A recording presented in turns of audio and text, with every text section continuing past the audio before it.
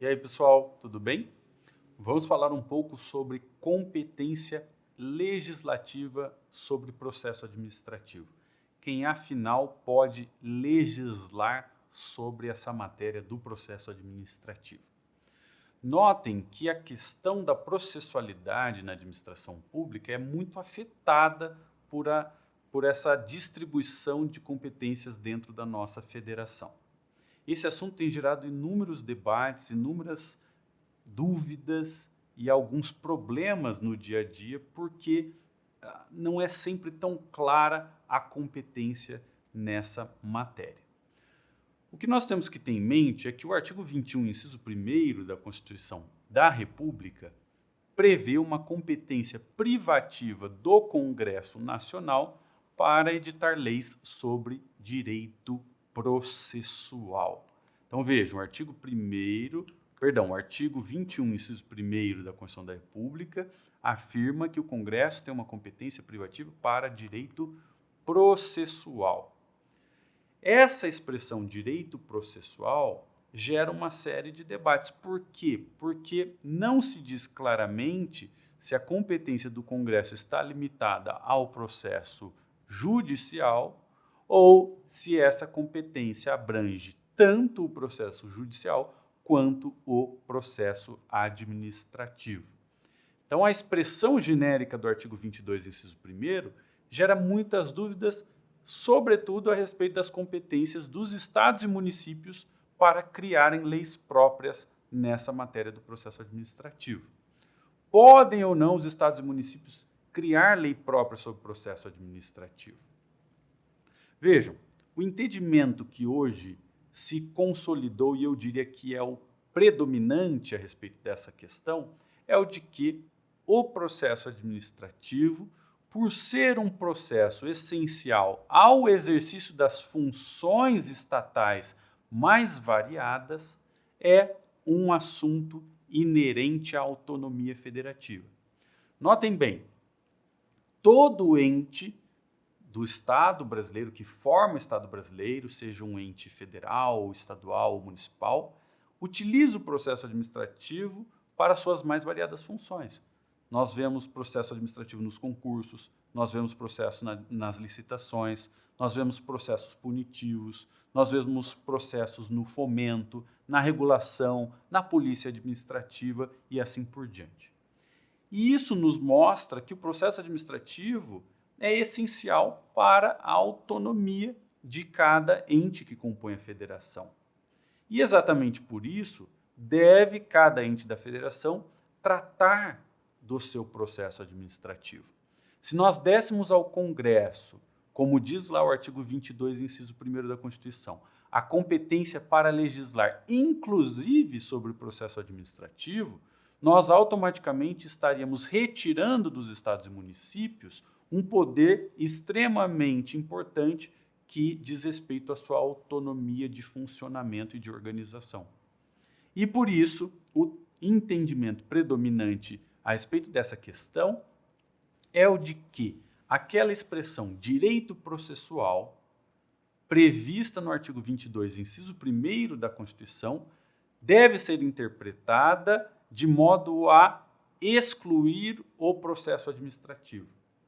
Em outras palavras, quando o artigo 22, inciso 1º, se refere a processo, ele está, na verdade, se referindo ao processo judicial exclusivamente. A expressão direito processual não abrange, ali no 22, inciso 1º, o processo administrativo. E isso significa, portanto, que a União criará a sua lei de processo administrativo federal, como efetivamente o fez, e criou a Lei 9784, de 1999, como sua lei geral. Os estados criarão suas leis de processo administrativo estadual e os municípios criarão sua lei de processo administrativo local.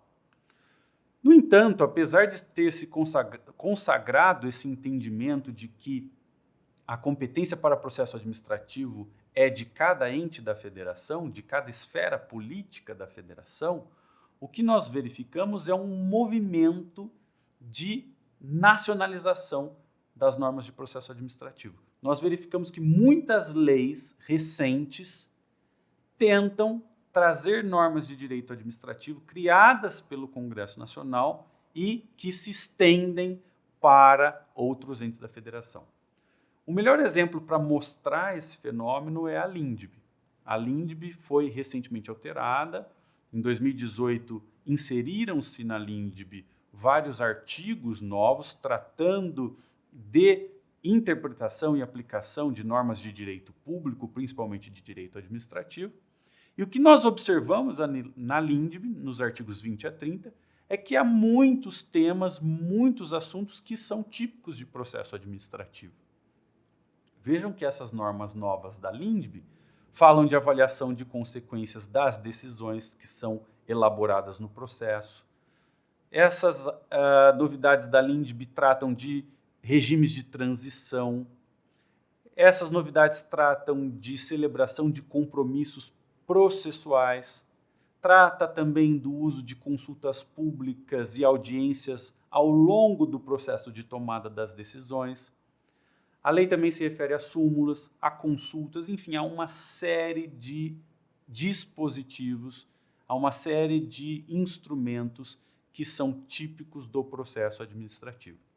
E ao tratar de temas de processo administrativo na LINDB, o Congresso naturalmente amarra a atuação dos estados e municípios e, portanto, limita, em certa medida, o espaço dos estados e municípios inovarem nessa matéria. Eu não estou querendo dizer com isso que as inovações da LINDB sejam negativas, não é isso. Embora a LINDB tenha problemas de redação, de falta de clareza na redação, de prolixidade de redação, os seus instrumentos são muito relevantes, sobretudo para gerar mais segurança jurídica nas relações com a administração pública. Eu só estou aqui citando a LINDB, para exemplificar como, apesar do entendimento consagrado de que processo é um assunto de cada ente, como o Congresso Nacional, por vezes, acaba entrando nessa matéria. Notem que, além dessa situação da LINDB, há outras em que, reconhecidamente, a Constituição abre espaço para que o Congresso Nacional limite a autonomia dos estados e municípios, tratando, portanto, de normas de processo administrativo. Se nós analisarmos o artigo 22, inciso 27 da Constituição, nós perceberemos que se deu ao Congresso a competência para legislar privativamente normas gerais de licitações e contratações em todas as suas modalidades. Isso significa que o Congresso edita normas gerais sobre processos de contratação pública. E ao editar essas normas gerais sobre contratação pública, claramente o Congresso tem um poder para limitar, para restringir a autonomia dos estados e municípios. Além disso, a Constituição prevê, no artigo 23, que o Congresso deverá editar normas de cooperação entre os entes federativos em áreas que sejam objeto de competência comum, como as políticas ambientais. Nós sabemos que as políticas ambientais são políticas de competência comum de todos os entes, ou seja, todos os entes trabalham conjuntamente para executar a política ambiental. E, no intuito de se evitar que os entes entrem em choque, que eles ajam de maneira desarticulada, o artigo 23, parágrafo único, exige que o Congresso edite leis complementares tratando da articulação e da cooperação dos entes federativos nesses temas. No campo ambiental específico, o Congresso editou a Lei Complementar 140 de 2011.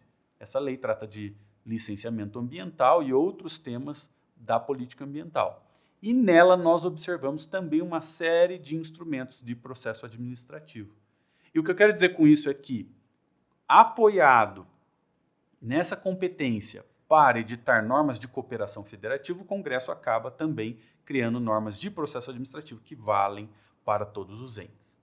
E também posso citar aqui o caso do direito urbanístico, o caso do direito educacional, além do direito ambiental, em que o Congresso, pelo fato de ter um poder para editar normas gerais, acaba incluindo nessas normas gerais alguns aspectos processuais ou procedimentais e, com isso, limita também o campo de iniciativa dos estados e municípios. No entanto, fora desses casos especiais, o que vale é aquilo que eu disse inicialmente. Cada estado e cada município deve criar a sua lei própria de processo administrativo.